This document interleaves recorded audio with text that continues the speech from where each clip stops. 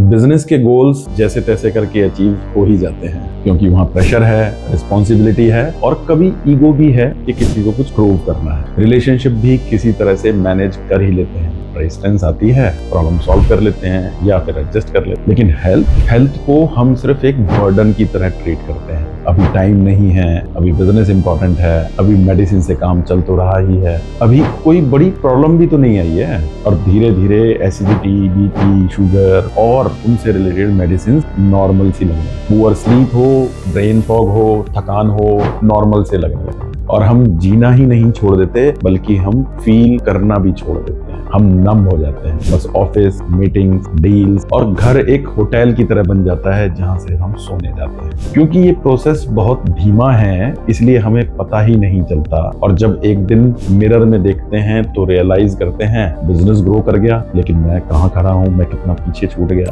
मेरी energy levels, मेरी excitement, मेरी क्यूरियोसिटी, मेरी हेल्थ, मेरा एंथुजियाज्म सब धीरे धीरे फीका पड़ गया। और सबसे पेनफुल बात है, आपको लगता है ये एज की वजह से है, जबकि कई बार ये एज नहीं, ईयर्स ऑफ नेग्लिजेंसी की वजह से होता है। क्वेश्चन ये नहीं है कि आप कितने साल जिएंगे, क्वेश्चन ये है कि आप वाकई जी भी रहे हैं या सिर्फ मेडिसिन, रूटीन्स और रिस्पॉन्सिबिलिटीज के सहारे दिन निकाल रहे हैं।